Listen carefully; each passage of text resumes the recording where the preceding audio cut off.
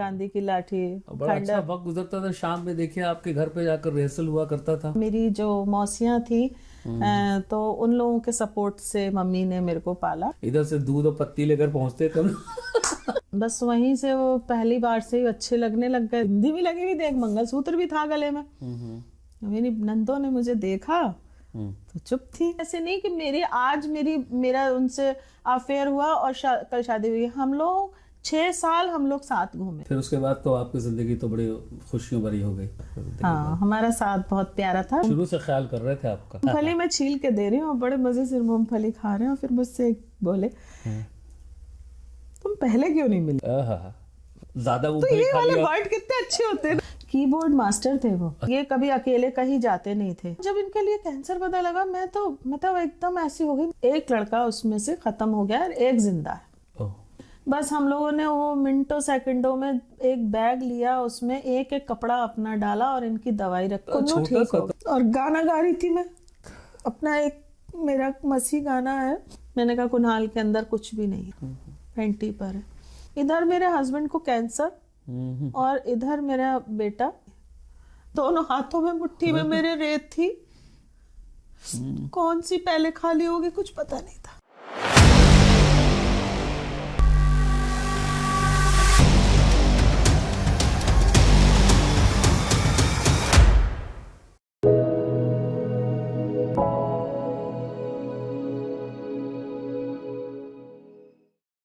नमस्कार, मैं शाहिद इमाम आप सभी का खैर मकदम करता हूं अपने प्रोग्राम यादों के सफ़र में। आज जिस महिला से आपकी मुलाकात मैं कराने जा रहा हूं, उनकी ज़िंदगी में परेशानियां हमेशा रही। बचपन में ही उनके पिताजी का इंतकाल हो गया, डेथ हो गई उनकी। जाहिर है ऐसी बच्ची जिसके पिताजी का बचपन में इंतकाल हो जाए तो आप सोच सकते हैं कि उनकी ज़िंदगी में कितनी परेशानियाँ रही होंगी। लेकिन परेशानियों ने उनकी ज़िंदगी का दामन नहीं छोड़ा, हमेशा उनके साथ रहे। बड़े हुए, शादी हुई, शादी के बाद भी उनकी ज़िंदगी में कुछ न कुछ परेशानियाँ आती रहीं। बाद में बहुत सारी परेशानियाँ आईं। इन परेशानियों को हम अपनी ज़बान से बयान नहीं कर पाएंगे, तो बेहतर हुआ कि वो खुद ही अपनी ज़बान से इन बातों का आपके सामने इजहार करें, अपनी बातों को बताएं, आपके सामने रखें। लेकिन आपको एक बात बताना ज़रूरी समझता हूँ कि इन परेशानियों के बावजूद उन्होंने सोसाइटी के लिए, समाज के लिए कुछ न कुछ ज़रूर किया, और अभी भी वो समाज सेवा करती हैं, एक समाज सेविका भी हैं। तो ज़्यादा वक्त आपका ना लेते हुए मैं जल्द ही आपकी मुलाकात जो है वो उनसे कराना चाहता हूँ। लीना जी, नमस्कार। नमस्कार जी, कैसे हैं आप? हाँ, मैं बहुत अच्छी हूँ, आप कैसे? हाँ, बिल्कुल ठीक है ना। आपसे तो हमारी मुलाकात जो है, हमारे ताल्लुकात जो है वो आपकी फैमिली से बहुत पुरानी रही है। 20-25 साल से कम तो है नहीं। जी बिल्कुल, है ना। 95 से हम लोग के ताल्लुकात हैं आप लोगों से। और जितने आपकी ज़िंदगी में जितने उतार चढ़ाव आए हैं, उन सब को हमने अपने आंखों से नहीं बल्कि बहुत दिल से महसूस किया है। इसलिए अभी भी देखिए मेरा दिल भर आ रहा है आपकी परेशानियों को सोच करके जो है वो। खैर, थोड़ा सा बचपन के बारे में आप बताना चाहें तो बताइए। मैं चर्च कंपाउंड, घंटा घर के पास जो चर्च कंपाउंड है, मैं वहाँ रहती हूँ। क्रिश्चियन कम्युनिटी से मैं बिलोंग करती हूँ। और बचपन हमारा बहुत खूबसूरत बीता है, क्योंकि बचपन जो होता है वो हर एक जन का एक यादगार, वो लम्हों को कभी इंसान भूलता नहीं है। क्योंकि मैं चर्च कंपाउंड में रहती हूँ और आपने शायद देखा होगा कि हमारे बिल्कुल ठीक घर के सामने छोटा सा एक मैदान है, और मैदान बस बहुत ज़्यादा बड़ा नहीं है, थोड़ा सी दूर पर है। ऐसे होगा कोई 100 मीटर की दूरी पर, इतनी दूर पर है। और वहाँ एक अब वॉल है जी। और कभी एक ज़माना हुआ करता था कि वहाँ पर वो वॉल नहीं होती थी, खुला हुआ था। वहाँ पे कांटों के तार हुआ करते थे। और उसके पीछे वहाँ पे डीएम साहब की कोठी है। तो हम लोग कूद करके जाया वो करते होंगे। तारों के नीचे से घुस के जाना उसमें अंदर, और वहां पर वो उनकी खेती हुआ करती थी, और वो बहुत टमाटर लगता था, नींबू के पेड़ थे और आंवला था। तो हम लोग घर से एक पुड़िया में नमक लेके जाते थे और वहां से वो तोड़ के और वहीं झाड़ियों में हम वो खाते थे बचपन में। तो हमारा बचपन तो इस तरीके का बीता। और सच पूछो तो हमारे यहाँ कंपाउंड में एक ऐसा माहौल रहा है कि हमने रात के 12-12 बजे तक वो गेम्स, आपको याद होंगे कि आती पाती तू दौड़ी दौड़ी जाती वहां से ये पत्ता लाती, तो हम रात के 12 बजे तक भी ये गेम खेला करते थे। अच्छा। हमारे गेम्स ये होते थे कि हम लोग आइस पाइस खेल रहे हैं, आती पाती खेल रहे हैं, एली दोली खेल रहे हैं, गुट्टा खेल रहे हैं, पूरे पूरे दिन गुट्टा खेल रहे हैं। इवन मैंने कंचे भी खेले। आपसे उम्मीद थी, है ना? मैंने कंचे भी खेले, बड़े बड़े ढेर सारे कंचे भी हुआ करते थे, और खेल में मैं बहुत माहिर रही, बहुत ही ज्यादा। तो हम ये वाले गेम्स हमारे हुआ करते थे। और आज के ज़माने के जो बच्चों के आप गेम्स जानते हैं कि वो मोबाइल में वो पबजी है और ये है, तो हमारे पास में तो यही वाले खेल हुआ करते थे। तो बचपन तो मेरा बहुत मतलब अच्छा इस तरीके से, हाँ बहुत अच्छा, हमारे कंपाउंड का माहौल बहुत अच्छा कि रात के 12 बजे तक भी कोई ऐसा नहीं था कि ये लड़की है या लड़के, लड़के भी थे लड़कियां भी थी, सब हम लोग एक समान अपने खेलते थे, कोई रुकावट नहीं थी, कोई बोलता नहीं था, कुछ भी नहीं थी। आज के जमाने में अगर निकल जाओ तो बहुत सी बातें बन जाती हैं, लेकिन हाँ, लेकिन हमारा जमाना एक बहुत अच्छा था, तो बहुत खूबसूरत बचपन बीता। और पिताजी क्या करते थे? मेरे डैडी रिसर्च डॉक्टर थे लखनऊ में, और मैं 8 साल की थी तब उनकी डेथ हो गई। कैसे, किस वजह से, कैसे कोई बचा? उनको बीमार थे वो। अच्छा, बीमार? हाँ, बीमार रहते थे, और अचानक से उनकी डेथ हुई, और सब कुछ पता ही नहीं लगा। सब चेंज हो गया है, सब चेंज हो गया। मम्मी ने हमें पाला, लेकिन हाँ, मेरी जो मौसियाँ थी तो उन लोगों के सपोर्ट से मम्मी ने मेरे को पाला, क्योंकि मेरी मम्मी तो प्राइवेट ड्यूटीज करती थी। जी, जी, जी। तो मेरी मौसी एक थी जो इसके गवर्नमेंट के जो स्कूल्स होते हैं उसमें वो हेड मास्टर थी, हेड थी। तो उनके सपोर्ट से हम पढ़े, हमें पढ़ाया गया हमारी मौसियों ने। मेरी मौसियों का ज्यादा मेरे ऊपर, मम्मी तो थी सीधी सादी सी थी, लेकिन मेरी 2 मौसी थी, उन लोगों ने मेरे को पढ़ाने पे ज्यादा जोर दिया, पढ़ने पर। अगर जरा सी भी छुट्टी कर दो तो बहुत मतलब गुस्सा, तो उनके वजह से हम जो पढ़ पाए, तो उनकी वजह से हमने पढ़ाई करी। तो बचपन की और कुछ बातें जो थोड़ा इंटरेस्टिंग, कुछ ऐसी बातें जो मैंने बताया, हमारे कंपाउंड का माहौल बहुत अलग था, तो आज भी है वो चीज। मतलब आज भी वो चीज है, जिसे मम्मा ने मेरी कहा कि बेटा जाओ दूध ले आओ पीछे से, या कोई भी सामान हमसे मंगाया था तो पहले तो 25 पैसे का दूध ग्लास भर के आ जाता था। तो कुछ भी यह सामान हमें अगर उनने मंगा लिया, हम पीछे चले गए, और पीछे जाने के बाद में हम भूल गए कि हमें दूध लेके जाना था, और हम जाकर के वो कंचे हो रहे थे, वो कंचों में घुस गए। तो कंचे तो ज्यादा लड़के खेलते हैं? नहीं, मैं तो बहुत खेली हूँ कंचे। मैंने बताया ना, मैं तो बहुत खेली कंचे में, मैं सारे खेल खेलती थी उस टाइम पे। तो हम खेल में लग गए।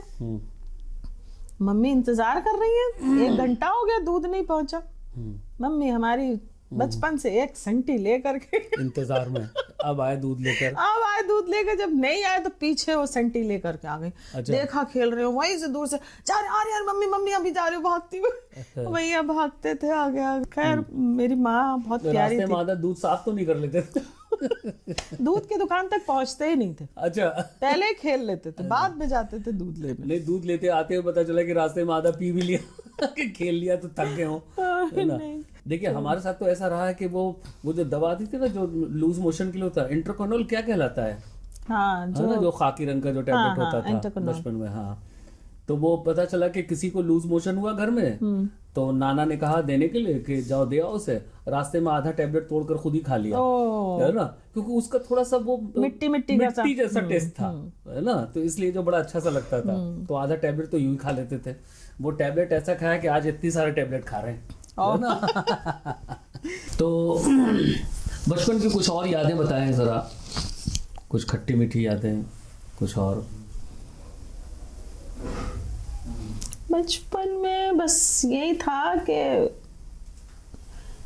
मम्मी हमारी जब दोपहर का टाइम होता था तो मम्मी हमें मार कूट के सुला देती थी दोपहर में, और ताला डाल देती थी कि बाहर ना निकल जाए। मैं खुराफात तो नहीं हूँ शुरू से, तो मम्मी ताला डाल के अपने बराबर में हमें लिटा लेती थी कि अब बाहर दोपहर में नहीं जाओगी तुम। मम्मी के बराबर में पीछे सो जाते थे हम। हम्म, लेकिन जब मम्मी सो जाती थी तो चुपचाप चाबी निकाली, ताला खोला, सीधे चर्च पर, वहाँ इमली का पेड़, वहाँ इमली तोड़ते थे। इमली तोड़ रहे थे, वहाँ पे एक लड़की और थी, हमने जोर से मारा पत्थर, वो सर में लाके लगा उनको, खूनम खून हो गए। तो खूनम खून हो गए, छोड़ के सीधे आके मम्मी के बराबर में सो गए। फिर ताला बंद करके हम तो निकले ही नहीं।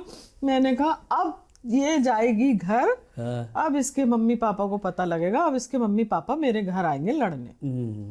शाम तक वो हवा खराब रही, लेकिन कोई आया नहीं आया कोई। उसने जाके कुछ ऐसा कहा नहीं अपने घर पे। तो मैंने कहा चलो ये बच गए। तो कुछ हुआ नहीं मतलब?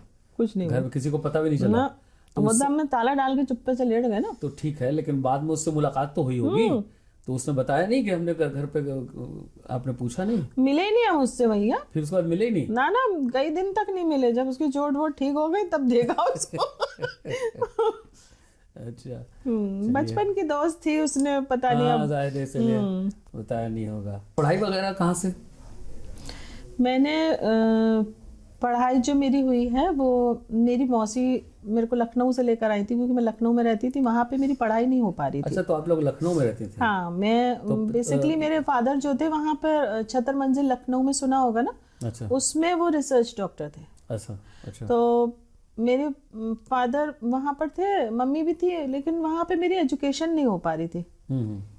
तो मेरी नानी और मेरी मौसी मुझे वहाँ से ले आए थे, तो उन लोगों ने मुझे लुइजा सोल्स में डाला था। अच्छा।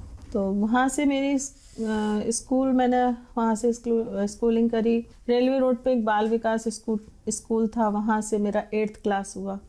फिर उसके बाद में 8th के बाद 9th क्लास में मैं TR। अच्छा, TR से? हाँ, TR से मैंने इंटर किया। तो कॉलेज के फिर हालात कैसे रहे? नहीं, कॉलेज नहीं मैं गई, क्योंकि उसी टाइम से, क्योंकि जैसे कि मदर मेरी अकेली थी और मौसी थी बस, तो स्कूलिंग तक ही रहा मतलब? बस इंटर तक ही करा। उसके बाद में फिर ये शौक था ही आर्टिस्ट, मतलब एक अंदर वो वाला कीड़ा था आर्टिस्टों वाला, कला वाला। तो मेरे को सिंगिंग का बहुत शौक था। तो मैंने फिर ऐसी, हमारे यहाँ वो थी, एक नाम सुना होगा, वीरा खान। हाँ, वीरा खान दीदी। जी। उन्हीं को देख करके, उन्हीं के संग जाते जाते वो मैं सिंगिंग करने लगी थी। अच्छा। तो बस वहीं से मेरा मतलब गाने की तरफ झुकाव हुआ। हाँ, गाने की तरफ झुकाव हो गया। फिर एक्टिंग में भी रहे। हाँ, ताजमहल एक्टिंग भी करी खूब। और हम लोगों ने थिएटर भी किया काफी साथ में जो है। इप्टा से मैं रही। इप्टा में कई साल मैंने काम किया। इप्टा में एक बार तो मैं सेक्रेटरीशिप भी मैंने उसमें करी, जब मेरे संग में ये शम्मी शेरवानी और हम लोग, हाँ, शम्मी शेरवानी और हम लोग ने इप्टा चलाया था। तो इप्टा से बहुत काम किया, थिएटर बहुत करे। जी। और आपके साथ भी हमने किया। जी। तो बस तो बड़े लोग थे उसमें, नासिर बेग साहब थे, अजमत भाई थे जी, सुहेल भाई, सुहेल नकवी, बहुत अच्छी एक हम लोगों की टीम हुआ करती थी। गांधी की लाठी हम लोगों ने किया था, किस बड़े लेवल पे किया था। जी। गांधी की लाठी, बड़ा अच्छा वक्त गुजरता था। शाम में देखिए आपके घर पे जाकर रिहर्सल हुआ करता था, है? इधर से दूध और पत्ती लेकर पहुंचते थे। खूब सारी चाय बनती थी खूब, जो है वो कितना मजा आता था। वो बहुत एक अच्छा माहौल ना, बहुत अच्छा था। और ललित भाई थे बेचारे, जो है वो कितना, मतलब खूब लड़ाई भी होती थी, है ना? खूब लड़ाई लेट आने पर। और नासिर बेग साहब हमेशा 2 घंटे लेट, है ना? एक जोशी भाई सब थे, जोशी जी थे, गांधी हॉस्पिटल वाले जी। एक फिल्म शूट कर रहे थे तो उसमें जो कैरेक्टर भूल जाते थे, वो कैरेक्टर, हाँ, वो कैरेक्टर भूल जाते थे, बहुत चीजें। उनका ये वाला वो ये वाला था। एक चीज आपको याद होगी, जब हम लोग ने कौन सा करा था, जो हम लोग ने एग्जीबिशन में जो किया था, जड़ में एक डायलॉग हुआ करता था। हमें याद है एक डायलॉग होता था जो बिल्ली का। ये वो बिल्ली का गुण है कि ना लीपे का ना पोते का, तो उनको ये चीज कहने में बड़ा गुस्सा आता। हाँ, बहुत बुरा लगता था। तो मैंने एक दो बार तो बोला, लेकिन अरे ये भी जिक्र कर दीजिए कि वो मेरा लिखा हुआ था। हाँ, जड़ आपका था प्ले। तो हम जब उनको ये चीज बुरी लगती थी रिहर्सल में, तो फिर हमने छोड़ दिया था ये बोलना कि ना बिल्ली का गु, ना लीपे का, ना पोते का। तो हमने छोड़ दिया, हमने कहा नहीं, अच्छा नहीं लग रहा है लेकिन इनको। वो हमें याद है कि स्टेज पे आप भूल गए थे। स्टेज पे भूले नहीं थे, मैंने जान के इस चीज को बोला। मैंने कहा ये वो बिल्ली का गु है, ना लीपे का ना पोते का। भाई बहुत गजब का हुआ था, मैंने वहां इंटेंशनली बोला था वो ये। बात में बता रहे थे, देखो भूल गई थी लेकिन वहां जाके फिर बोली। हाँ, मैं चली गई थी। हाँ, याद आया, मैं चली गई थी, निकल आप भूल गई गई थी। हाँ, फिर याद आया आपको, फिर दोबारा करके फिर बोल मैं गई। आई फिर मैं आई उधर, उनको करके बोला था। ओ, कितनी प्यारी यादें थी हमारी। हाँ, बहुत सच सारी में। जो है वो। तो फिर आप म्यूजिक में जो है वो आपका इंटरेस्ट डेवलप हुआ और आपने गाना गाना शुरू किया। मेरा ख्याल है उसी दौरान जो है वो आपकी मुलाकात जो है ललित भाई से हुई। हाँ, मैं जब सिंगिंग कर ललित भाई थी। यानी कि आपके हस्बैंड। हाँ, ललित सर, ललित साहब मेरे हस्बैंड। और बड़े खुश नसीब हूँ मैं, और बड़े उससे कहती हूँ कि मैं ललित साहब की वाइफ, मतलब बड़ा मतलब रियली मतलब है ना, क्योंकि वाकई वो एक ऐसे हस्ती थे, कमाल मतलब कमाल की हस्ती थे। और उनसे जो मुलाकात हुई वो बड़ी अजीब और गरीब हुई कि उनको बुलंदशहर के थे वो। अच्छा। तो वहां से उनको पता लगा कि कोई लीना है, गाना गाती है। तो वो एक लड़का था आर के, उसके साथ में अपनी यजदी मोटरसाइकिल से मेरे घर आए,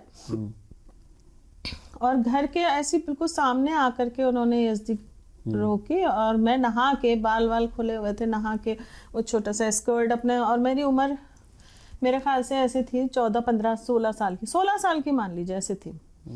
और बस हम बाहर निकले तो उन्होंने रोकी गाड़ी, कहने लगे कि यहाँ पे कोई लीना रहती है।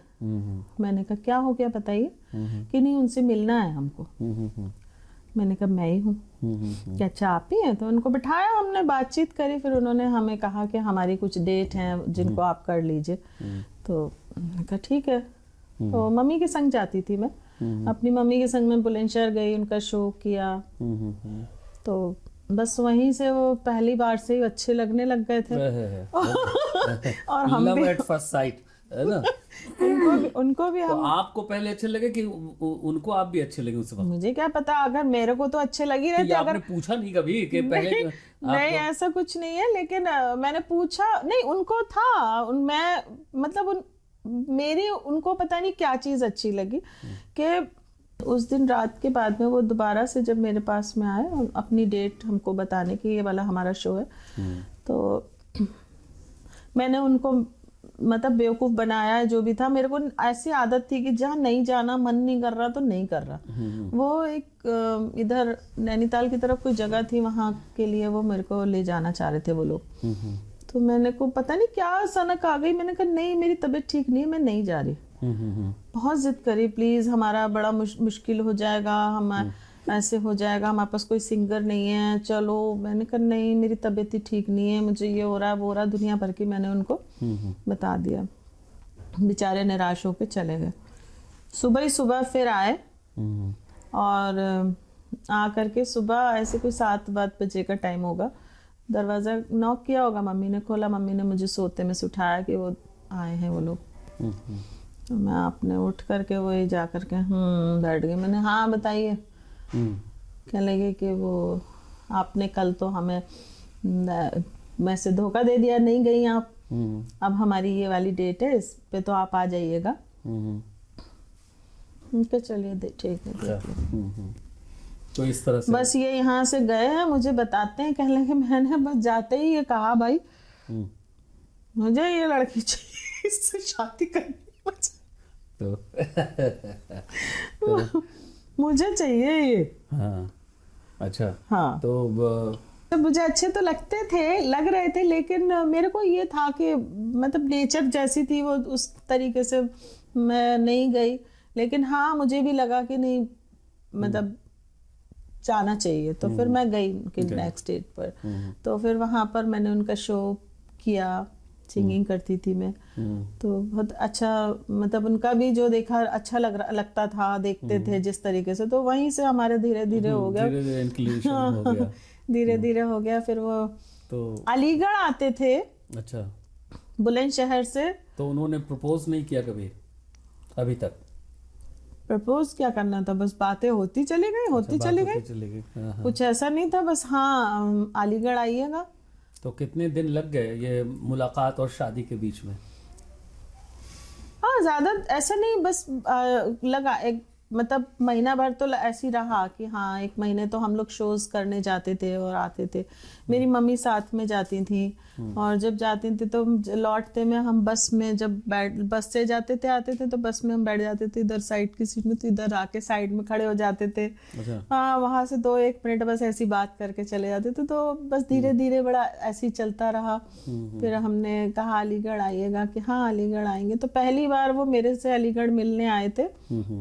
मैंने अपने घर से, वो आपने सुना होगा मिल्क बार। हाँ मिल्क बार, अरे क्यों नहीं सुनेंगे, है ना, ये नहीं वो बड़ा पुराना रहा है वो जगह। मैंने वो एड्रेस दिया, मैंने कहा मिल्क बार में आना। अच्छा, अभी भी लोग मिल्क बार की जाते हैं? पता नहीं हाँ, मुझे, पता नहीं क्यों बार उसका नाम क्यों है तो मिल्क।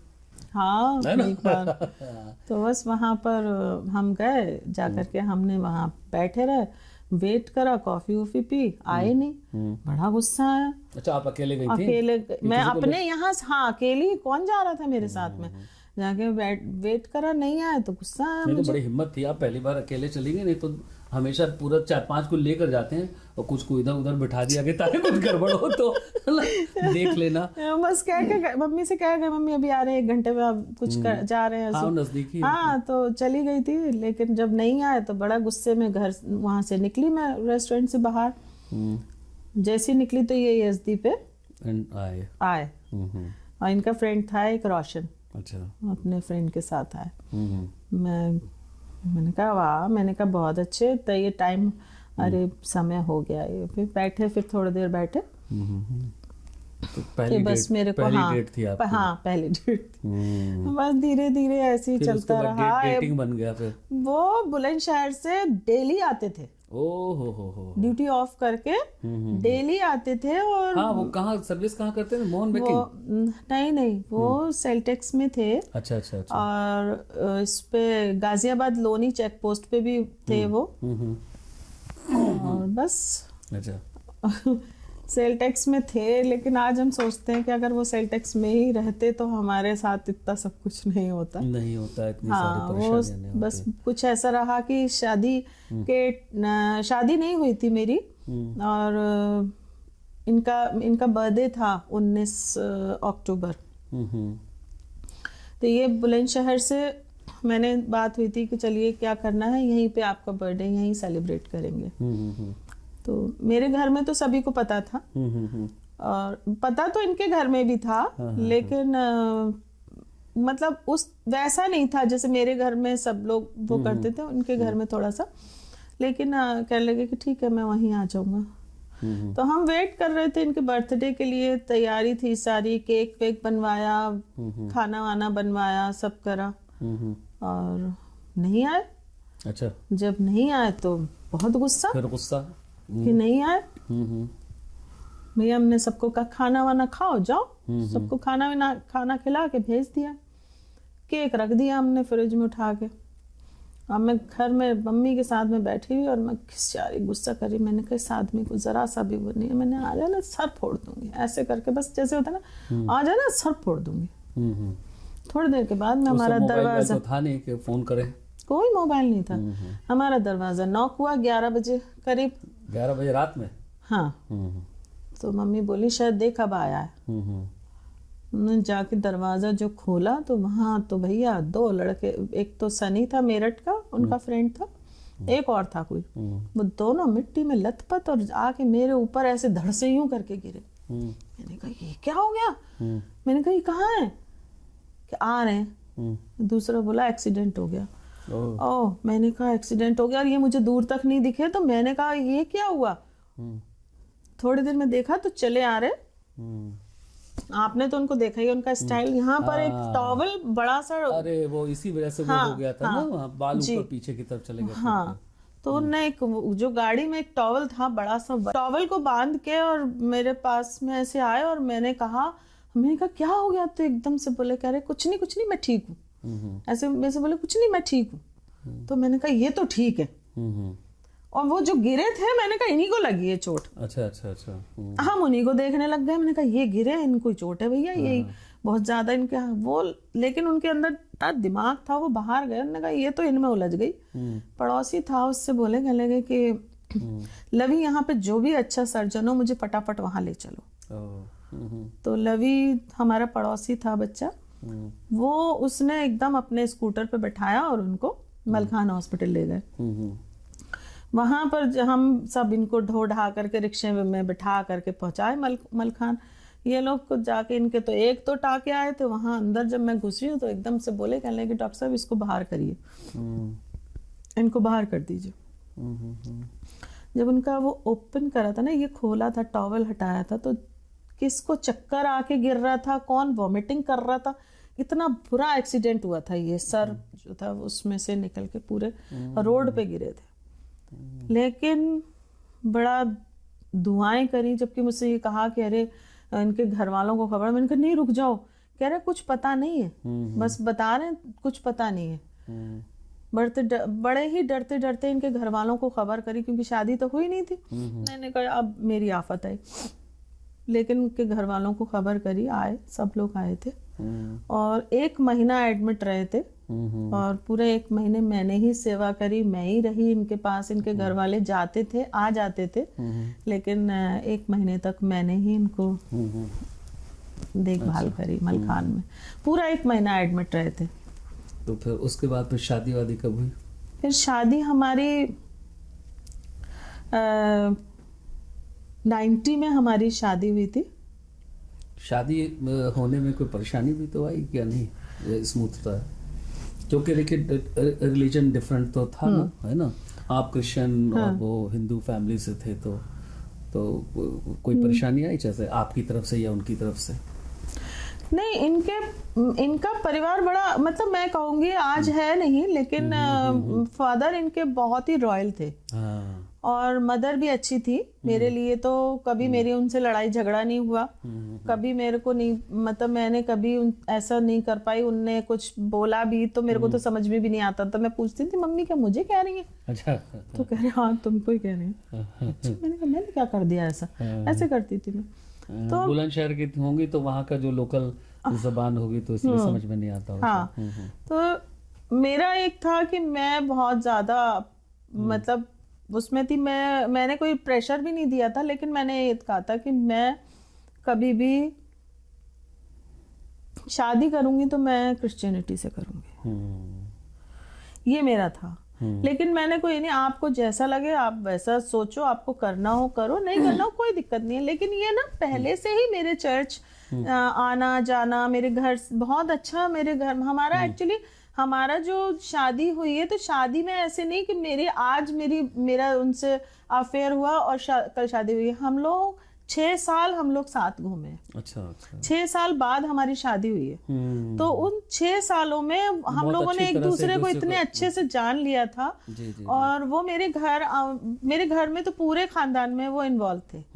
और ऐसा नहीं, उनके घर में मैं भी जाती थी, उनके घर पे भी जाती थी। सबको पता था कि ये फैमिली मेंबर जैसा, ये ललित की फ्रेंड है। इन लोगों का जो भी अफेयर है सब जानते थे, पापा भी जानते थे, सब जानते थे। मगर कोई कहता कुछ नहीं था, मगर अगेंस्ट भी रहते थे। हाँ, मतलब खामोशी से, मगर कहता कुछ नहीं था। फिर इनको अपने आप ही पता नहीं क्या समझ में आया, अपने आप ही इनका मन बदला, क्रिश्चियन हुए। अच्छा, कन्वर्ट हुए और मेरी चर्च में शादी हुई।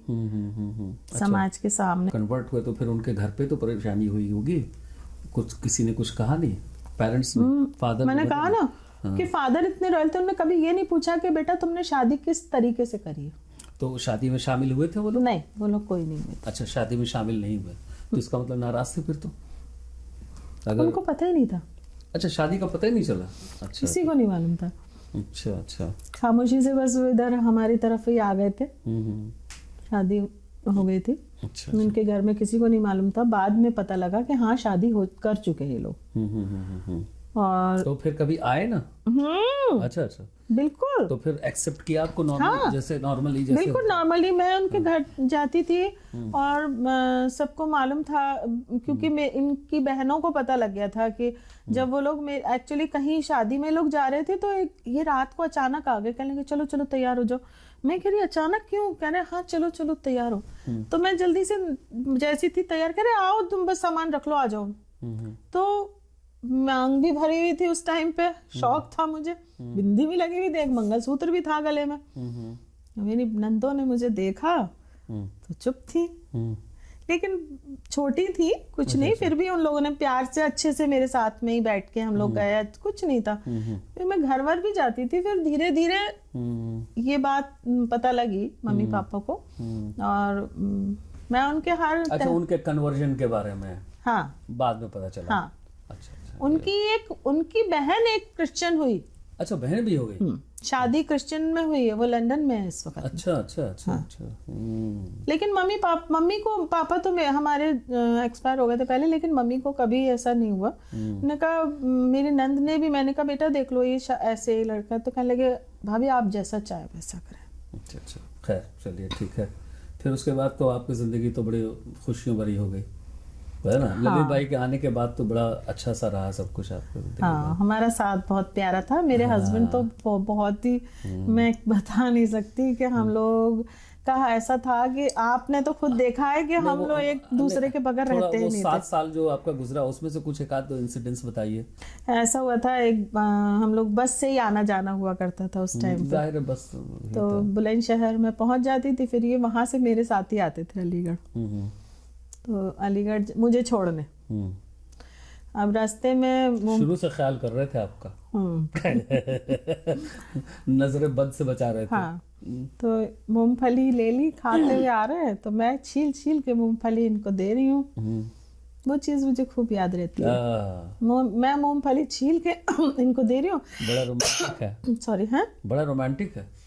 मूंगफली मैं छील के दे रही हूँ, बड़े मजे से मूंगफली खा रहे हो। फिर मुझसे एक बोले, तुम पहले क्यों नहीं मिली? है ना, ज्यादा तो ये वाले वर्ड कितने अच्छे होते हैं ना। हाँ, मतलब तो आपने पूछा नहीं कि फिर क्या इसका मतलब कि 5-6 किलो मूंगफली खा चुके होते अब तक? लेकिन बड़ा अच्छे से बोले गए, तो पहले क्यों नहीं मिली? तो मतलब मूंगफली खाते हुए उनको ये ख्याल आया? हाँ, मतलब इतना अच्छी केयरिंग है कि मूंगफली छील छील के खिला रही है। हाँ, मतलब इतनी बड़ी बात है मूंगफली की। देखिए मूंगफली में कितनी ताकत है, मतलब कि आदमी को जो है वो ये ख्याल आ जाता है कि तुम पहले क्यों नहीं मिली, है ना? मेरे को तो ये वर्ड मुझे बड़े आज तक भी याद है कि तुम पहले क्यों नहीं मिली। हमें किसी ने मूंगफली खिलाया नहीं, हम भी ऐसा बोलते हैं। सही बात है। और कुछ? अच्छा, प्रोग्राम में वो जो सिंगिंग का प्रोग्राम होता था आपका, उसमें वो क्या करते थे? ललित भाई क्या करते थे? कीबोर्ड मास्टर थे वो। अच्छा अच्छा। वैसे तो वो सारे इंस्ट्रूमेंट्स बजाते थे, सारे इंस्ट्रूमेंट बजाते थे, लेकिन कीबोर्ड मास्टर थे। और सारा प्रोग्राम भी ऑर्गेनाइज करते थे। अपना ऑर्केस्ट्रा भी था उनका, है ना, और सारे इंस्ट्रूमेंट्स प्ले करते थे। उनका तो मास्टर, लेकिन उनका कीबोर्ड था, ड्रम वो बजाते, गिटार वो बजाते, माउथ ऑर्गन वो बजाते, कोई सा इंस्ट्रूमेंट नहीं होता था जो उनको नहीं आता था। खैर, उनके शादी हो गई, उसके बाद फिर आगे की जिंदगी कैसी गुजरी? फिर आगे की जिंदगी हमारी गुजर रही थी, अच्छी गुजरी, ऐसा नहीं है। मैं उन लम्हों को मैं याद करती हूँ तो मेरे को कोई वो नहीं लगता, क्योंकि एक्चुअली जो एक्सीडेंट हुआ था उसकी वजह से इनके मेमोरी पे कुछ इफेक्ट पड़ रहा था। अच्छा। तो इन्होंने वो जॉब छोड़ दी थी। अच्छा, इसीलिए सेल्टिक्स, हाँ, वो छोड़ दिया था क्योंकि कई महीनों ऑन बेड रहे थे ये। फिर ये अलीगढ़ में, हम लोग अलीगढ़ ही थे। फिर हमारी बेटी हमारे जीवन में आई और बहुत खुश हुए बेटी के लिए। मेरे को कोई कहता था कि अरे तुम्हें नहीं पता कि हिंदू परिवार में लड़कियां होती तो बड़ा ही होता, तो मैं रोने लगी। मैंने कहा लड़की हुई? तो कहने लगे पागल, मेरे पास लक्ष्मी आई है, ऐसे बोले। बड़े खुश हुए थे। बेटी हमारी आई, जीवन हमारा उसके साथ में अपना अच्छा सा चलता रहा, दोनों स्ट्रगल ही कर रहे थे यहाँ अलीगढ़ में। फिर इन्होंने स्कूल ज्वाइन करा, टीचिंग करी। टीचर, हाँ। जी, इंग्रहाम में टीचर थे ये। वहाँ जॉब करने के बाद में फिर धीरे से यहाँ से छोड़ा तो सीधा इनको कृष्णा इंटरनेशनल स्कूल मिला। कृष्णा इंटरनेशनल स्कूल में काफ़ी साल इन्होंने गुजारे और बहुत अच्छा हमारा चला।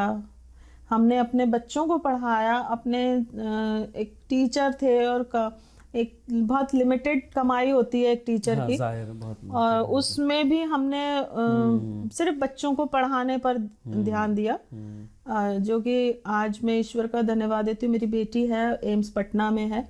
अपना जीवन इन्होंने हमारे लिए बहुत पूरा समर्पित किया, सब कुछ छोड़ा, हमारे लिए ही रहे, कोई नहीं। हम आपने अगर एक चीज देखी होगी कि कभी भी ये कभी अकेले कहीं जाते नहीं थे। स्कूल भर अकेले जाना है, उसमें भी अगर कहीं गुंजाइश होती कि बीवी को ले आओ तो शायद मैं वहां पे भी पहुंच जाती। लेकिन बस स्कूल के अलावा इनका सिर्फ घर और बच्चे। जी जी जी। और बाजार जाना है, कुछ भी लेने जाना है तो साथ साथ जाना है, सब्जी भी लेने जाना है तो साथ जाना है, दूध लेने जाना है तो साथ जाना है। कोई भी किसी भी तरीके से बाहर निकलते थे तो फौरन चलो आओ, हम दोनों साथ जाते थे। एक बार का किस्सा आपको बताऊं, इस साथ के ऊपर कि रसलगंज में हम लोग सामान लेने गए, तो मैं जो कोने पे एक हलवाई की दुकान, वहां से मैं दूध पैक करा रही थी, दही वही। तो मैंने इनसे बोला, मैंने कहा आप जरा आगे से आम ले लो। तो ये आम लेने चले गए। तो वहां से जब ये आम ले रहे थे, फिर मैं अपना सामान लेके जब वहां पहुंची तो वहां एक बुजुर्ग थे, उनके पनवाड़ी थे, वो पान की दुकान थी। वो उठ करके वहां से आए और आके कहने लगे, अरे मैं तो आज ऐसा मेरा दिल घबरा गया कि आज साहब अकेले कैसे हैं, आज मैडम नहीं है साथ में। अरे मैंने कहा मैं दुकान पे वो सामान ले रही थी। कहने लगे कि मैं सच मैं आपको बता रहा हूँ कि मैं घबरा गया कि आज सर अकेले कैसे हैं, मैडम नहीं है आज साथ में। तो हमारा तो ऐसे साथ था। हाँ, आप लोगों का साथ तो बहुत स्ट्रॉन्ग बाउंडेशन था आप लोगों के बीच में। लेकिन वो सबसे जो दर्दनाक हादसा है वो तो यही है कि जो उनका अचानक तबीयत खराब हुई, जो वो थोड़ा उस पर कुछ। जी, मेरी बेटी एम्स पटना में पढ़ाई कर रही थी और मेरा यही बेटा आपकी जिंदगी में जो सबसे डार्केस्ट साइड है, और वो उसको सोच करके मेरी भी आंखें भर जाती हो। देखिए, शायद आपकी भी हो रही होगी। मेरा बेटा इलाहाबाद में कॉलेज में था, वहाँ पे वो पढ़ाई कर रहा था, मास कम्युनिकेशन कर रहा था, और बेटी मेरी एम्स पटना में थी। और अच्छी खासा चल रहा था, दोनों को हमने अपने कॉलेज में भेज दिया, चल रहा था, और अपने आराम से हम दोनों घर पे थे। लेकिन अचानक से एक काम मैंने शुरू करा था टिफिन का, जो मेरा बहुत अच्छा चल पड़ा था काम। और वो काम के बीच में इनके फेस पे ऐसे स्वेलिंग सी आने लगी, तो मैंने इनको बोला, मैंने कहा जाके आप डॉक्टर को दिखाओ। तो ये अपने लिए लापरवाही बहुत करते थे, नहीं दिखाया। फिर मैं ही लेके गई एक दिन। तो वहां पे जब उनको दिखाया तो वहां पे पता लगा कि इनको कैंसर है। तो बस उन्होंने कहा मुझसे, डॉक्टर पी कुमार को, कहने लगे कि आप इनको ना सीधे या तो दिल्ली ले जाओ या अपनी बेटी के पास ले जाओ। तो मैं आपको सच बता रही हूँ कि वो एक पल था। वो जो एक मैं मतलब एक महसूस करिएगा कि वो एक हार्ट बीट मेरी जो ऐसे वाली जो शुरू हुई थी ना, वो ऐसे हो गई कि वो बंद ही नहीं होती थी। तो जब इनके लिए कैंसर पता लगा, मैं तो मतलब एकदम ऐसी हो गई। मैंने कहा ये क्या कह रहे हैं। घर पर हम आए और मैं इनको इतना बका आकर के, मैंने कहा देखा आपने नहीं सोचा इस चीज को, और अब हमें बताओ कि अब हम किसके सहारे जिएंगे। और फिर मैंने दुआ करी। दुआ करने के बाद में खैर बहुत इनकी, मैंने बताया विल पावर स्ट्रांग थी। ये कहने लगे मुझे कुछ नहीं होगा। मैंने आपको कुछ नहीं होगा, आप चिंता नहीं करो, हम लोगों ने मतलब इस चीज़ को ये किसी को बताने नहीं दे रहे थे कि मतलब किसी को बता तू, इवन बच्चों को नहीं बताने दे रहे थे। मैंने कहा बताना तो पड़ेगा, मैं अकेले कैसे झेलूं इस चीज़ को। मैंने कहा ना तो मुझे टीवी दिख रहा था, ना मुझे मतलब मैं बाहर भाग के सड़क पे खड़ी हो जाऊं, फिर घबरा के फिर अंदर आ जाऊं, तो मेरे को कुछ नहीं नजर आता था। और मैंने कहा बताना तो पड़ेगा। फिर मैंने अपनी बेटी को कॉल करा पहले। मैंने कहा बेटा ऐसे ऐसे बात है पापा को, तो मैं रो रही थी। मेरी बेटी बहुत स्ट्रांग मुझसे बोली, कहने कि मम्मी देखिए ये रोने धोने का टाइम नहीं है, अब ये देखिए कि करना क्या है। मैंने हाँ बेटा ये तो है। मैंने कहा देखो क्या करना है। फिर मैंने अपने बेटे को कॉल करा। मैंने कहा उसको भी बताऊं, लखनऊ में, इलाहाबाद में। तो मैंने उसको कॉल किया। मैंने कहा बेटा कहाँ पर होगी? मम्मी बस अभी आए हैं एग्ज़ाम दे करके। उसके साथ में उसके फ्रेंड्स भी थे सब लोग। तो मैंने कहा बेटा देखो अभी ना ऐसे ऐसे पापा के लिए कुछ पता लगा है, लेकिन अभी बायोप्सी वगैरह होएगी, अभी ऐसा कुछ नहीं। मेरा बेटा वहीं सड़क पे ही फैल गया और रोने लगा। और वो बस नहीं नहीं मम्मी, नहीं मम्मी, नहीं ऐसे मत कहिए मम्मी, प्लीज़ ऐसे मत बोलिए। मैंने कहा बेटा अभी कुछ ऐसा नहीं है, आप परेशान मत हो, देखते हैं जो भी होगा, दुआ करो। फिर मेरी बेटी को कॉल करके कहता है याशु तू चली जा, पापा को बचा ले। याशु कहने लगी मम्मी मेरा रिजर्वेशन करा दीजिए। मैंने कहा हाँ बेटा। पापा ने रिजर्वेशन कराया। कुन्नू कहने लगा कि मेरा भी कराइए, मैं आ रहा हूँ। मैंने कहा नहीं तुम्हारा एग्ज़ाम है, अपने एग्ज़ाम दो। बस ये बेटी मेरी आ गई, उसके साथ में हम इनको लेकर के दौड़ भाग कर रहे थे। दिल्ली कई हॉस्पिटल में दिखाया, लेकिन बायोप्सी वगैरह सब हुई और बायोप्सी में आया कि हाँ है, लेकिन इतना नहीं था। तो हमने कहा हाँ अब एक जगह हम सही तरीके से ट्रीटमेंट कराते हैं, बार बार इधर उधर नहीं भागेंगे। कल चलते हैं राजीव गांधी, वहीं ट्रीटमेंट हम स्टार्ट करा देंगे। ठीक है। तो हमने गाड़ी वाड़ी का सब इंतजाम कर लिया। मेरे बेटे के फ्रेंड थे। मैंने कहा बेटा सुबह चलना है। जी आंटी बिल्कुल, वो तैयार थे बिल्कुल जाने के लिए। सुबह 5 बजे मैंने अपने हस्बैंड को उठाया। मेरे हस्बैंड उठ करके बैठ गए और बैठ करके चाय मिला के दे दी, चाय भी पी ली।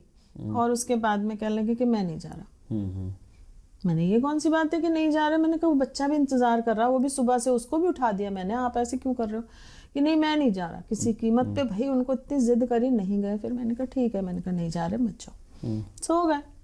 सुबह उठे, अपने नाश्ता वाश्ता कर कुरा करके, फिर एक जगह प्रेयर थी, हम वहाँ प्रेयर में गए। वहाँ पर प्रेयर में जब पहुँचे तो वहाँ गाने वाने होते हैं हमारे, जैसे भजन होते हैं, तो उसमें ढोलक बजाते हैं वो लोग। तो एकदम से लेकर आए, ललित भाई आप बजाइए। तो मैंने मना भी करा, मैंने कहा नहीं वो जोर पड़ेगा उस पर इफेक्ट। तो कह लेंगे नहीं नहीं मैं बजाऊंगा। खूब ढोलक बजाई इन्होंने, गाने गाए, भजन हम लोगों ने, मसीह भजन, दुआ हुई इनके लिए, स्पेशली दुआ हुई। अच्छा, इससे पहले दोपहर के 12 बजे हमने अपने बेटे को कॉल करा। मैंने कहा बेटा कहाँ पर हो? इनको कहने लगा कि मम्मी अभी लास्ट एग्जाम था कि बस एग्जाम दे करके निकले हैं, और इनका कॉलेज की तरफ से हमारे बेटे का फेस्ट था, कंपटीशन था वहीं रायबरेली। इनको वहाँ जाना था। तो मैंने कहा निकले नहीं अभी तक तुम लोग के? हाँ बस मम्मी अभी निकलेंगे। मैंने कहा अच्छा।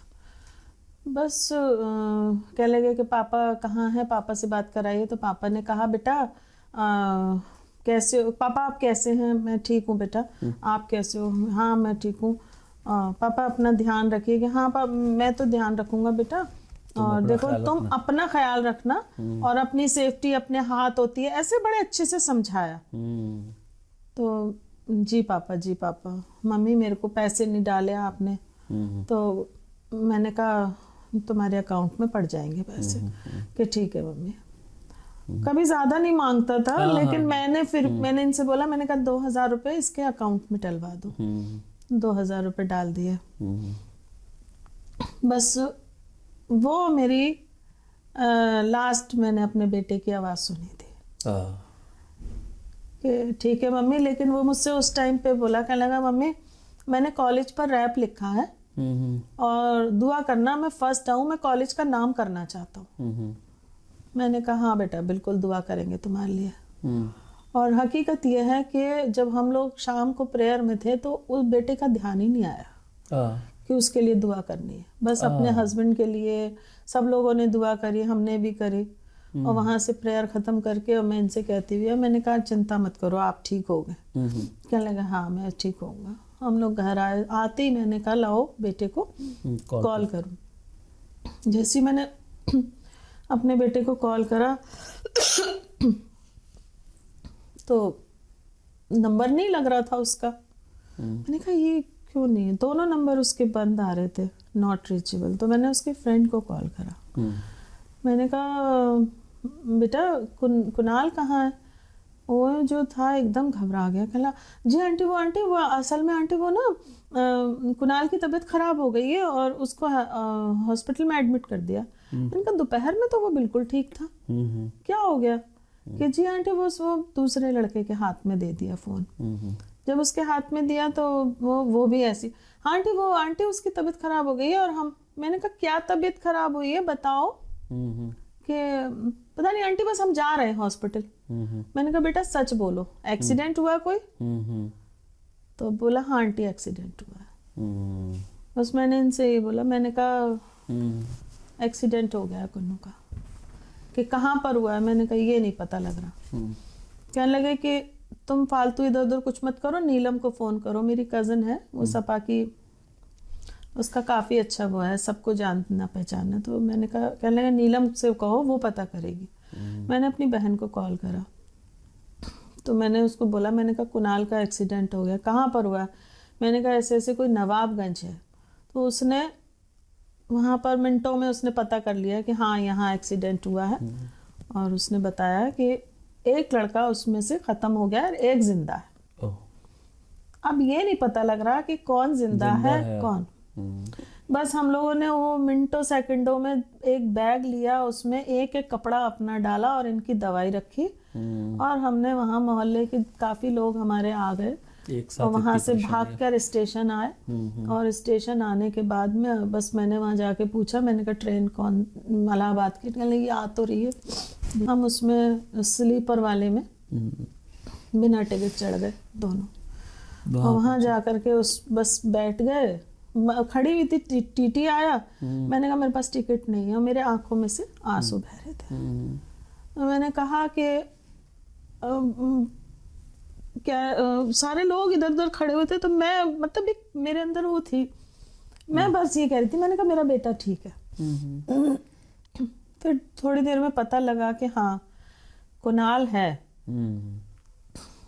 लेकिन दुआ करते हुए हम, टीटी ने एक हमें सीट दे दी थी, लेकिन हम दुआ करते हुए नीचे ऐसे ट्रेन में नीचे ज़मीन पे घुटने टेकती थी। शायद भाई ये ज़बान एकदम मेरी ऐसे लकड़ी हो जाती थी, जैसे ज़बान में कांटे से हो जाते थे। और मैं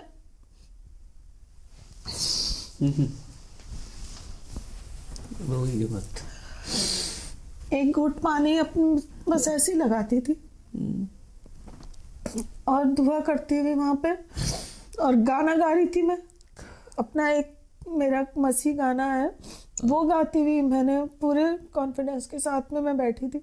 और बस यही कहती थी छोटा सा था तो दोनों खेलते तुम्हारे साथ। शायद भाई आपकी तो गोद में आपने खिलाया है, मैं जानती हूँ आपने तो गोद में खिलाया है। तो बस वहाँ से मैं जब इलाहाबाद का रास्ता इतना लंबा हो गया था, दोनों अकेले थे। जब वहाँ पहुँचे हम इलाहाबाद तो दो लड़के हमें लेने आए। अब रास्ते में मैं ये कह रही हूँ कि मेरी बात कराओ तो कोई कह रहा है कि नहीं आंटी चलिए, डॉक्टर ने अभी 36 आवर्स बोले हैं ऑब्जर्वेशन में। तब मेरे को थोड़ा सा लगा कि हाँ है। जब मैं पहुंची हूँ वहाँ पर तो मतलब इतना हुजूम था लड़कों का, जैसे हजारों लड़का कॉलेज का, वहाँ पूरे प्रीति हॉस्पिटल था, उसमें पूरा लड़कों का हुजूम था। कहीं कदम रखने के जैसे घुस के ऐसे करके निकले। और सबको ये था कि हाँ कुणाल की मम्मी आ गई, पापा आ गए, एकदम से सारे देख रहे। सोचिए ललित भाई को कैसा लग रहा होगा कि उन्हें कैंसर और हाँ, बेटे को यह, उन्हें भी ये चीज लग रही थी और हमें भी ये चीज महसूस हो रही थी कि मतलब ये हुआ तो हुआ क्या कि इधर इनके लिए भागे या ये बेटे को। और रास्ते भर में ये सोचती हुई आ रही थी, मैंने कहा उसका पैर टूट गया होगा या जो भी उसको चोट, कैसे अलीगढ़ में उसको किस तरीके से लाऊंगी, क्योंकि अलीगढ़ में तो मेरा होल्ड है और इलाहाबाद में मैं कैसे उसको लेकर के रखूंगी। तो ये रास्ते में मैं सोचती हुई आ रही थी। और जब वहाँ मैं हॉस्पिटल पहुँची हूँ तो अंदर जब मैं आईसीयू में गई हूँ, जब मैंने अपने बेटे को देखा तो आप यकीन करिए कि मैं देख करके बस शांति हो गई थी। और मुझे लगा कि मतलब मेरे को नज़र आ गया था कि वो वेंटिलेटर पे जब मैंने देखा तो मेरे को मैं सोचा ही नहीं था कि वेंटी पे भी हो सकता है वो। अच्छा। ये चीज़ तो मैंने रास्ते में सोचा ही नहीं था कि वो वेंटिलेटर पे। तो मैंने डॉक्टर से पूछा, मैंने कहा क्या हाल है, मैंने कहा डॉक्टर साहब क्या हाल है इसका, कहने लगे कि कोई कुछ नहीं कह सकते। तो मैंने बाहर आई, मैं लड़कों ने एकदम आके मुझे सबने पकड़ने लगे। मैंने कहा नहीं बेटा, मैंने कहा कुणाल के अंदर कुछ भी नहीं है, अभी डॉक्टर मेरे हाथ में दे देगा, मेरे को दिख गया कुछ नहीं है उसके अंदर, वेंटी पर है। और वेंटी का मतलब तो सभी लोग जानते हैं कि एक तरीके से आर्टिफिशियल सांसें होती है। तो हमें समझ में आ गया कि कुछ है ही नहीं। लेकिन मैं फिर भी आकर के नीचे मैंने ज़मीन पे घुटने टेके और मैंने बस वहाँ पर मैं रोई हूँ और मैंने वहीं दुआ करी। वैसे मैं बिल्कुल शांत आई थी, वहाँ पे मैंने दुआ करी, मैंने कहा मुझे मेरा बेटा दे, अपनी सांस फूंक उसके अंदर, मेरा बेटा दे। तो मैं फिर भी कहूँगी कि ठीक है, वो परमेश्वर की मर्जी थी, जो भी था। मेरा बेटा वहाँ वेंटिलेटर पे था, लेकिन वेंटिलेटर से भी वो निकला, रूम में शिफ्ट कर दिया गया था, चलता रहा उसका ट्रीटमेंट। 2.25 महीने एडमिट रहा वो वहाँ पे हॉस्पिटल में। हम लोग वहीं कंटिन्यू वहीं रहे 2.25 महीने, घर नहीं आए थे। बस हाँ, घर वाले सब लोग हम लोगों को कॉल करके, मेरा कंपाउंड पूरा हर वक्त हमें कॉल करता था, पूछता था हाल क्या हाल है, कैसा है। तो बस उसका ट्रीटमेंट वहाँ चला। उसके बाद डॉक्टर ने कहा कि अब आप इसको लेके जाइए और घर पे ले जा करके इसकी नर्सिंग केयर करिए।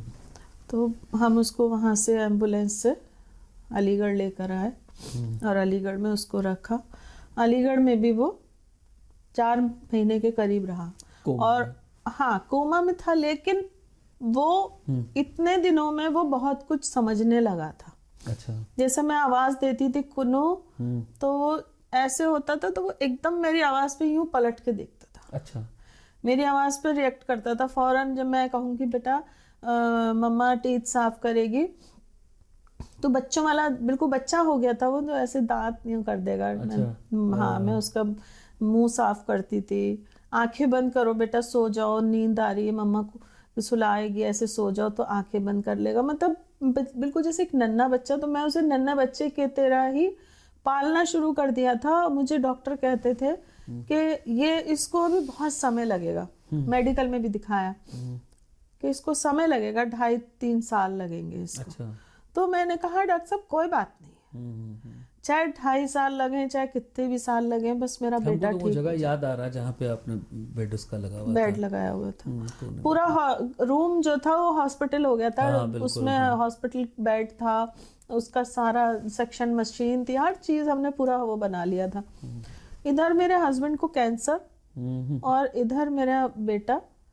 तो बिल्कुल और वो जो इनका जो ट्रीटमेंट था वो छूट गया, उसी में गड़बड़ हुआ मामला। वो बस ये हुआ कि वो ये सोचते थे कि मैं, अगर सब कहते थे चलो ऑपरेशन करा लो, तो नहीं, छूने भी नहीं देंगे। वो पड़ गए एक होम्योपैथिक के डॉक्टर के चक्कर में नोएडा में। नोएडा जाते थे वो, बस उनको वो चीज एक वो थी कि हाँ वो डॉक्टर से मैं दवाई ले रहा हूँ, ठीक हो जाऊंगा। उसी गुमान में वो रहे। उनका ट्रीटमेंट ऐसा हो गया जैसे कोई अपेंडिक्स का ऑपरेशन है, बाद में करा लेंगे। हाँ। आप विश्वास करिए, उस टाइम पे दोनों हाथों में मुट्ठी में मेरे रेत थी। कौन सी पहले खाली होगी कुछ पता नहीं था। सही। इधर मेरा बेटा, इधर मेरे हस्बैंड। बस मैं ये सोचती थी कि कौन सा पल आएगा कि ये दोनों ठीक होंगे, या क्या होगा, दोनों में से कौन जाएगा। खाने का मेरे बेटे के शुरू सुबह से उठ करके मुझे बस ये लगता था कि हाँ इसको बना के पीस के इसको देना है। अब मुझे अपने हस्बैंड के लिए कि अब इनको क्या देना है। दोनों का बस सुबह से यही रहता था कि इनको पीसना, इनके लिए पीसना, पीस पीस करके खाने कुछ भी होता था तो, क्योंकि ये भी नहीं पी पाते थे। और उसकी तो राइस ट्यूब पड़ी हुई थी तो इनको भी लिक्विड डाइट थी और उसकी भी। दोनों को सुबह से लेकर रात के 11 बज जाते थे। मेरे को खाने का लिए हिम्मत नहीं होती थी तो मैं 10 या 20 रुपए के पड़ाके खा के सो जाती थी। थोड़ा एक साल पूरा चला, क्योंकि जनवरी के लास्ट में इनको कैंसर हुआ था। अचानक से मेरे बेटे को पता नहीं क्या हुआ, एकदम से इसको तबीयत इसकी खराब हुई तो हम लोग सोचे कि ये मतलब जा रहा है, लेकिन एकदम से होश आया नहीं, इसको फिट्स आ रहा है। वो चिल्ला कर डॉक्टर इसको बुलाओ उसको बुलाओ। तो हमारे कंपाउंड में सब नर्सेज ज्यादा हैं तो सब आ गए। कोई जिंदगी का यही है, ये हमें हर चीज के लिए तैयार रहना चाहिए ना। उस टाइम पे बस ये हुआ कि सबने आकर के उसको देखा, डॉक्टर से बात हुई, इंजेक्शन ये वो करके वो उस टाइम पे ठीक हो गया। 1 हफ्ते सही रहा, 1 हफ्ते के बाद में फिर उसको दोबारा से फिट्स आया, वो नहीं सही हुआ। वो रात में हम मेडिकल लेके उसको भागे। मेडिकल में जाकर डॉक्टर ने कहा कोई वो नहीं है, इसे दोबारा से वेंटी पे लेना पड़ेगा। मैंने कहा ठीक है। तो वेंटी नहीं था। मैंने कहा कुछ भी होगा, क्योंकि मेरे हस्बैंड तो प्राइवेट टीचर थे और उस वक्त जॉब तो थी नहीं। मैंने कहा जो होगा देखा जाएगा, आप वरुण ले चलो। हम वरुण लेकर के उसको पहुंचे, वहां पर उसको वेंटिलेटर मिल गया, लेकिन वहां पे भी शायद वो ऐसे 5-6 दिन रहा था। उसके बाद में मेडिकल में वेंटिलेटर मिल गया तो हम उसे फिर इधर लेकर आए और लाने के बाद में और रात को उसको एडमिट करा। हमने शाम को 3 बजे एडमिट करा। रात में मेरे से नर्सेस बोलने लगी कि आप एक जना यहाँ रुको और एक जन घर चले जाओ। मैंने कहा नहीं, मैं तो नहीं जाऊंगी। ये सब लोग कहने लगे कि नहीं, रेस्ट भी ज़रूरी है। बहुत देर तक ये हुआ, तब अंदर आईसीयू के वहाँ पे एक रूम भी दे दिया। कहने लगे कि आप में से आप यहाँ लेट जाओ, नहीं जा रही हो तो यहाँ लेट जाओ। फिर मुझे कुछ ऐसा लगा, मैंने कहा रेस्ट तो मुझे भी चाहिए, इनको भी चाहिए। मैंने कहा मैंने इनको लिटा दूँ यहाँ पे कि हाँ इनको, ये अंदर इनको लिटा के मैं घर आ गई। मैंने कहा मैं सुबह 5 बजे आ जाऊँगी। कि ठीक है। कुणाल का एक फ्रेंड था, उसको मैंने कहा बेटा घर पे मना कर दो, घर नहीं जाना, मेरे साथ चलो। कि जी आंटी। वो मुझे घर पे लेकर आ गया। आकर के बस मैंने बैठ के दुआ करी है 2 मिनट। दुआ ही नहीं हो रही थी, जाने क्या हो रहा था, नींद आ रही थी और मैं लेटते ही सो गई। मैं शायद आधे घंटे भी नहीं सोई हूँ कि एकदम से मुझे उठा दिया। कहले आंटी कुणाल की तबीयत खराब हो गई। मैंने क्या हो गया? ये चलो चलो। अब भागे वहाँ से। मैं कह रही अरे उसको खबर कर दे, इसको खबर कर दे। कुछ नहीं है। उसके दोस्त हमसे भी आ गए। हमारी कंपाउंड की एक लड़की, उसने बड़ी सेवा करी, शिखा ने, वो हमसे भी आगे भाग रही है। भागे जा रहे दोनों। हम लोग सब पहुंचे वहां। जा करके देखा तो कुणाल जा चुके थे हमें छोड़ के, वो चले गए। उसके बाद में हमारे 6 महीने बाद ही ललित जी मेरे हस्बैंड भी चले गए दोनों। हमें याद है कि ललित जी ने बोला था कि मैं इतने तारीख को चला जाऊंगा, है ना? उन्होंने एक कविता लिखी थी, क्योंकि लिखते भी थे वो, मेरे यहाँ लगी हुई भी है।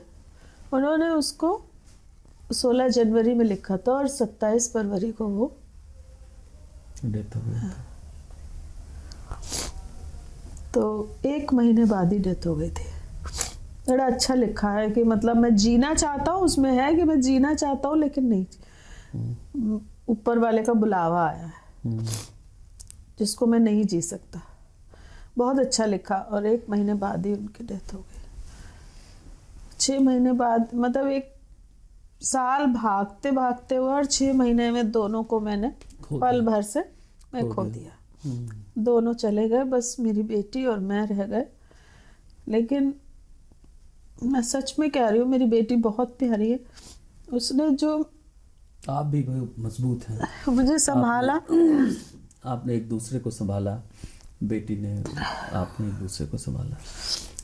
बड़ा मेरी अजीब सा। बेटी के कंधों पर ऐसा बोझ आ गया और सब दिखने लग गया उसको। कहने लगी मम्मी मुझसे पढ़ा नहीं जाता। मैंने कहा बेटा कोई जरूरत नहीं है, आप मत परेशान हो, नहीं पढ़ा जा रहा, जितना पढ़ा जाए उतना पढ़ो।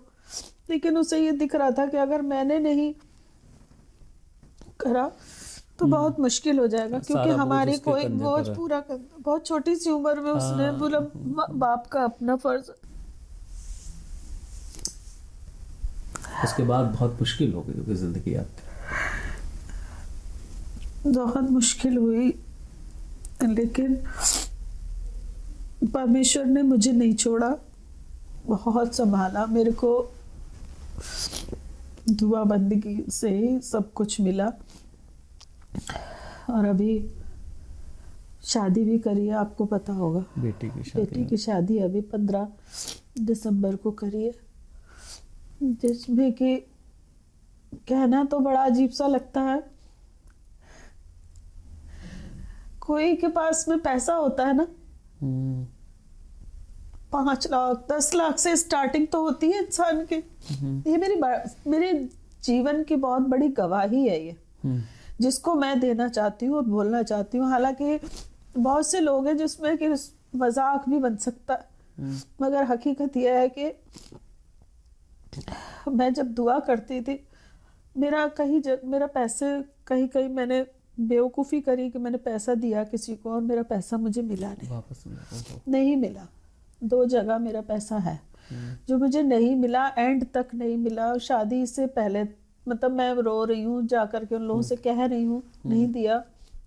तो मैंने बस प्रेयर करी, और प्रेयर करने के बाद में मैंने एक तक बोला, मैंने कहा मुझे ऐसा क्यों लग रहा है कि शायद खुदा आप हो ही नहीं। ऐसे मेरे शब्द निकले। मेरा विश्वास टूट रहा है।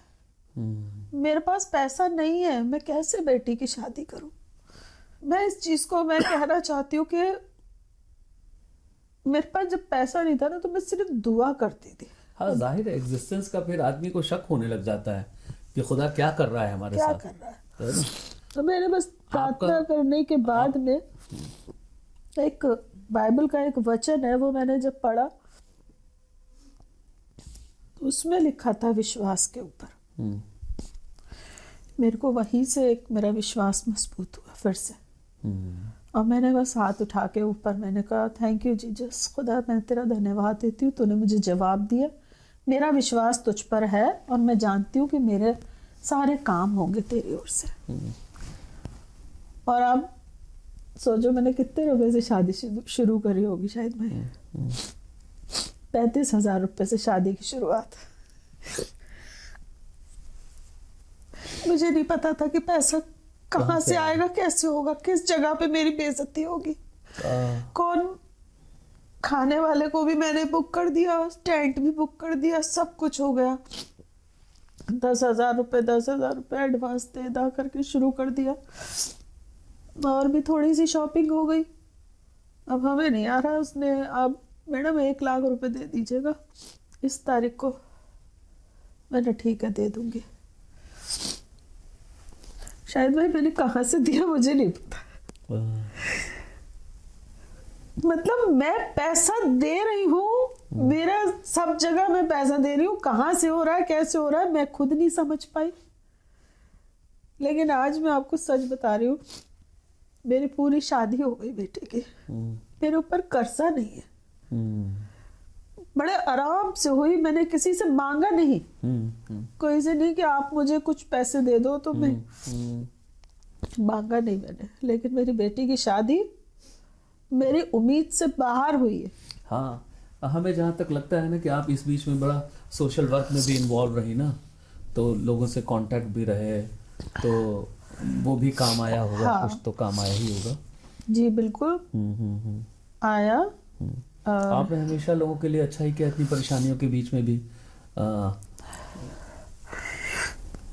यही मेरे को सच बात है कि दुआएं मेरे लिए बहुत काम आई। और मेरी माँ थी, मेरी नानी थी, मेरी मौसियाँ थी ना, वो लोग चर्च के लिए बहुत डिवोटेड थी। चर्च के लिए वो बहुत ज़्यादा उनका ऐसा था कि वो चर्च दुनिया छूट जाए, चर्च नहीं छूटना है। खैर अब तो उनकी ब्लेसिंग्स भी मेरे लिए काम आई, है ना। दूसरा, अपने लिए मैं तो सीखती हूँ कि हमें अपने लिए खुद दुआ करनी चाहिए। जी जी जी। तो बस ये मेरी दुआओं के कारण था कि शादी इतनी अच्छी हो गई, सब कुछ बहुत अच्छा हो गया। मेरे दामाद जो है वो डॉक्टर है एम्स पटना में, और बहुत अच्छे हैं, दोनों का बहुत अच्छा है। आज की तारीख में मैं जो मतलब मेरा एक खालीपन था वो अभी क्रिसमस बहुत टाइम बाद हमारा बड़ा अच्छा सा गुजरा होगा। हाँ, कि हम लोग अकेले दोनों रहते थे, अभी तीन थे, तो बड़ा अच्छा लगा। क्योंकि मेरे बेटे को 8 साल डेथ के हो गया, है ना, और मेरे आपने मतलब अपने दामाद में बेटे को ढूंढ हाँ, लिया। और बहुत अच्छे हैं मेरे दामाद, बहुत प्यारे हैं। उनका परिवार भी बहुत अच्छा है। कहाँ के हैं वो लोग? वो बेसिकली वो कोलकाता के हैं। अच्छा, कोलकाता के। वेस्ट बंगाल के हैं और अभी एम्स पटना में है। तो आजकल खाली वक्त में कैसे गुजार रहे हैं भाई? सोशल वर्क में? जी, सोशल वर्क तो है ही मेरा। किसी के लिए भी बस वो कह रहे ना, दुआएं काम आती है, तो मेरे लिए दुआएं बहुत है। क्योंकि लोगों के लिए अगर मुझे आधी रात को भी अगर मुझे कोई कॉल करता है ना, तो मैं आधी रात को ही पहुंचती हूँ। चाहे कोई भी उनका किसी भी तरीके का काम हो, चाहे वो हॉस्पिटल का काम हो, चाहे वो थाने का काम हो, थाने में उसको पकड़ लिया, उसको ये हो गया, ऐसा हो गया, मैं पहुंच जाती हूँ, रात में ही पहुंच जाती हूँ। जहाँ तक मुझसे जिसकी हो सकती है सेवा मैं करती हूँ, निस्वार्थ करती हूँ। ना मैं 1 रुपया खाती हूँ ना खिलाती हूँ। सबसे बड़ी चीज़ ये कि ना तो मतलब किसी को देना ना लेना, मैंने ये सब काम नहीं करती। और वैसे मैं कांग्रेस में हूँ, मैं महिला शहर अध्यक्ष हूँ। अच्छा, अलीगढ़ में। जी जी। तो अभी ऐसे चल रहा है और बहुत अच्छा चल रहा है। कभी सवेरा तो आता ही अंधेरे के बाद जो है वो। हाँ, जब तक कि रात नहीं आएगी तो सवेरा कब आएगा? है ना, है ना, सवेरा दोनों एक दूसरे को कंप्लीट हाँ, करते, कम्प्लीमेंट्री है, जरूरी है, रात आनी भी जरूरी है। चलिए, आपसे बात हुई और हमें बहुत दुख है कि आपको बात करते हुए इतना रोना पड़ा, और लेकिन खैर ज़िंदगी के उतार चढ़ाव है, अब इस पर हम क्या बोलें। चलिए, बहुत बहुत शुक्रिया आप हमारे प्रोग्राम में आए। नमस्कार। नमस्कार। इसके साथ ही हमारा आज का ये प्रोग्राम यही ख़त्म होता है, लेकिन अगले एपिसोड में फिर किसी शख्सियत से आपकी मुलाकात कराएंगे और फिर जानेंगे उनकी ज़िंदगी के बारे में। तब तक के लिए हमें इजाज़त दें। नमस्कार।